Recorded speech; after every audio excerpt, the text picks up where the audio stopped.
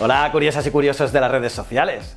Sí, ya vuelven las noticias. Como cada lunes, os hacemos un resumen con las mejores noticias de marketing, redes sociales y tecnología de todo YouTube. Y como siempre, las noticias de esta semana son alucinantes. Por ejemplo, hablaremos de que el crecimiento de Instagram se desacelera y que además están restringiendo las colaboraciones pagadas. Por otra parte, Twitter está poniendo límites a los haters con una nueva herramienta. Y también han afirmado que lanzará oficialmente las esperadas conversaciones entrelazadas. Además de que llega Spotlight, un nuevo formato de publicidad en la red social del pajarito. Por otro lado, Facebook empieza a marcar contenidos como falsos en España, lo que está provocando muchas críticas. Además, tanto la red social como eBay están tomando acciones contra los comentarios y reseñas falsas, o que incluso la compañía de Mark Zuckerberg ha comprado una empresa española de videojuegos en la nube. Por último, hablaremos de las múltiples brechas de seguridad en TikTok y de que Google ha afirmado que usar palabras clave en los títulos ya no ayudan al SEO. Vamos, como ves, estas y otras noticias que os explicaré no van a dejar indiferente a nadie, así que os recomiendo que os quedéis hasta el final. Y si quieres estar informado continuamente, no dudes en suscribirte y darle a la campanita. Cada semana cuelgo 3 vídeos. Soy JJ Priego y esto es Easy Promos TV. ¡Vamos!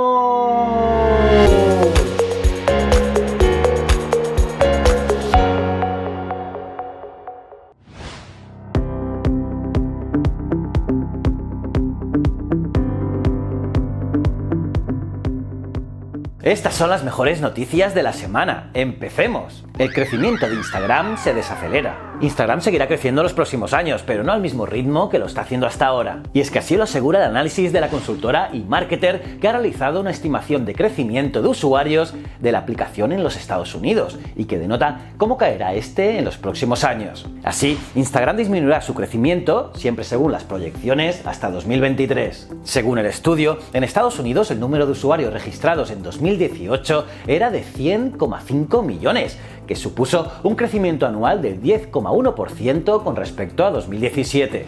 Sin embargo, para 2019 se ha contabilizado 107,2 millones de usuarios, lo que representa un crecimiento anual del 6,7% en comparación con 2018. Las estimaciones realizadas por eMarketer señalan que la red social seguirá creciendo al menos hasta 2023 en Estados Unidos, pero que este aumento irá disminuyendo a medida que pasen los años. Es decir, para 2020 el número estimado de registros será de unos 112 millones de usuarios, lo que representará un 4,5% de crecimiento en comparación con el 2019. Por su parte, para 2023, a pesar de que se estima un total de 120,3 millones de usuarios, el diferencial estará representado por un 1,8% de crecimiento en comparación con 2022, año en el que se estima un registro de 118,2 millones de usuarios.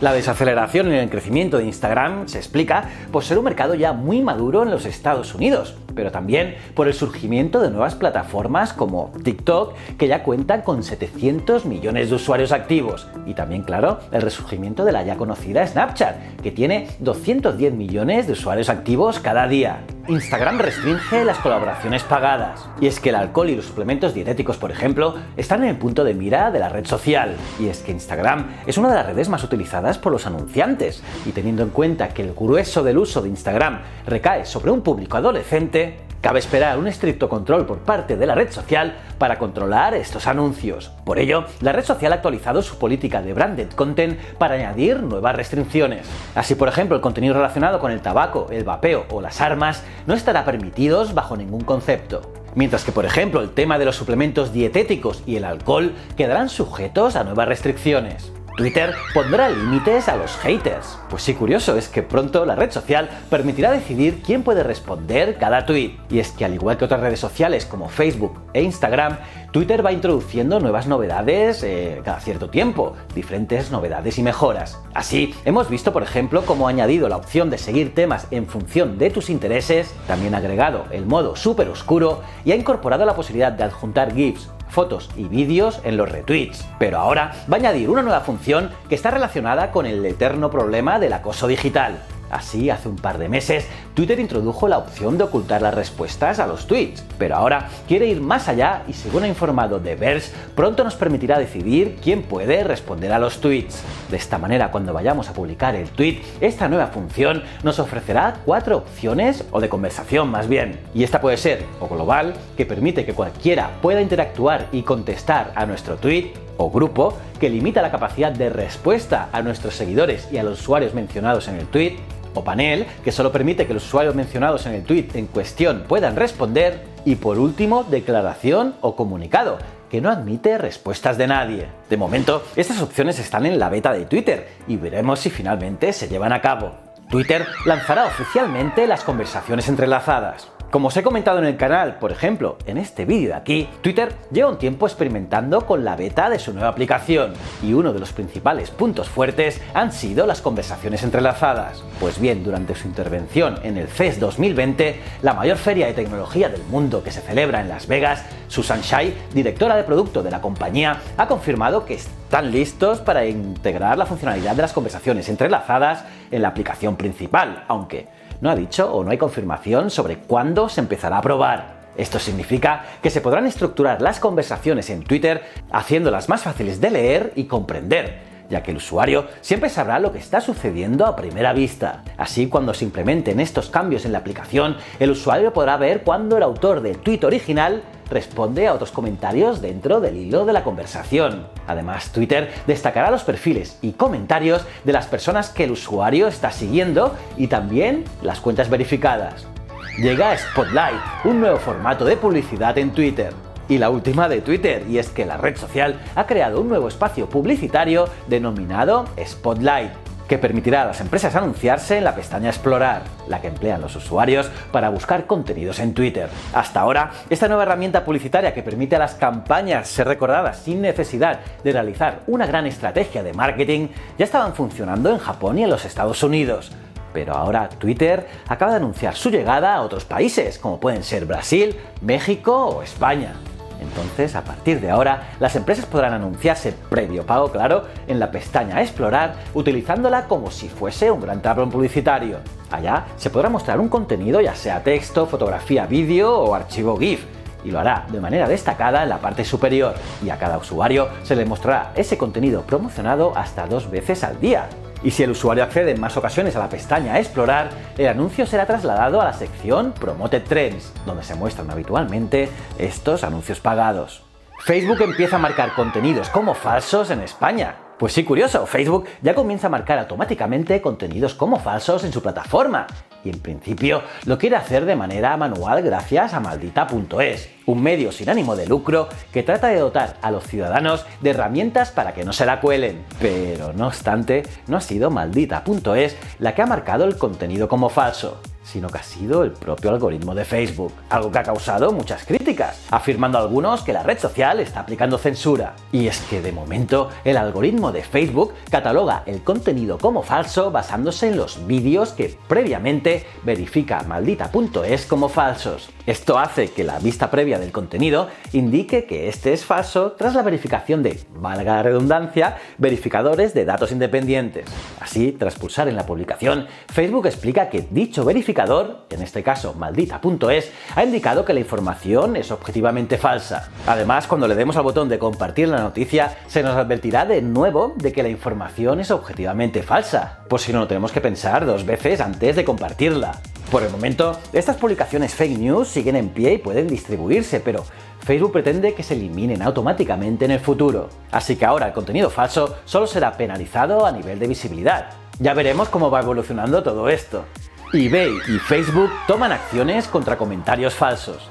Las 2 compañías tecnológicas se comprometieron a poner fin al comercio de reseñas falsas, eliminando cientos de cuentas, páginas y grupos involucrados, como así anunció la Autoridad de Competencia de Gran Bretaña. Por ejemplo, Facebook eliminó 188 páginas y grupos, y deshabilitó 24 cuentas que estaban involucradas en el comercio de reseñas falsas, algunas por cierto en su plataforma de Instagram. Estos grupos ofrecían dinero o productos a cambio de comentarios falsos. Otros reclutaban gente para que los escribieran en sitios de compras y reseñas. Por su parte, eBay expulsó de manera permanente a 53 usuarios. Unos usuarios que vendían servicios de comentarios falsos en el sitio de subastas y también suspendió temporalmente a otros 176 usuarios. Facebook compra a la compañía española de videojuegos en la nube PlayGiga. Y más de Facebook, y es que la popular red social ha cerrado la primera operación en España por unos 70 millones. Y es que en su estrategia para avanzar en el mercado de los videojuegos ha alcanzado un acuerdo para comprar la compañía PlayGiga, una de las startups más populares conocida como el Netflix del gaming. PlayGiga fue fundada en 2013 y desde entonces ha ido creciendo gracias a diferentes rondas de inversión. La operación supone un paso más del gigante para expandir su negocio en los videojuegos y avanzar en la estrategia de diversificación de su negocio, muy basado en la publicidad online. Hay múltiples brechas de seguridad en TikTok. Según un estudio realizado por la multinacional de ciberseguridad Check Point, TikTok, la red social de moda y que es la tercera aplicación más descargada de todo el mundo, solo por detrás de WhatsApp y Messenger, adolece de múltiples vulnerabilidades críticas en la seguridad de los datos de sus usuarios. Estas brechas de seguridad permitían a los cibercriminales manipular datos como por ejemplo añadir o eliminar vídeos. También alterar la privacidad del usuario, como cambiar la configuración de la privacidad de los vídeos de privada a pública. Y lo más peligroso, acceder y extraer datos personales, como el nombre completo, dirección de correo o el cumpleaños. Y es que para descargar TikTok, un nuevo usuario recibe un enlace de descarga vía SMS. Y tras esto, debe introducir su número de teléfono. Durante la investigación, los expertos de Check Point descubrieron que un atacante podía suplantar la identidad de la aplicación y enviar un SMS falso con un enlace malicioso. Cuando el usuario hacía clic, permitía al cibercriminal hacerse con la cuenta TikTok y manipular todo su contenido. Los expertos han descubierto que un hacker puede forzar a un usuario de TikTok a entrar en un servidor web que se encuentra bajo su control, haciendo posible que el atacante envíe solicitudes no deseadas en nombre del usuario. Por su parte, TikTok España ha querido lanzar un mensaje de tranquilidad afirmando que antes de la publicación y que se hiciera pública esta publicación de Check Point, la misma estuvo de acuerdo en que todos los problemas reportados fueron parcheados en la última versión de la aplicación y que esperan que esta resolución exitosa favorecerá la futura colaboración con investigadores de seguridad. Google afirma que usar palabras clave en los títulos ya no ayuda al SEO.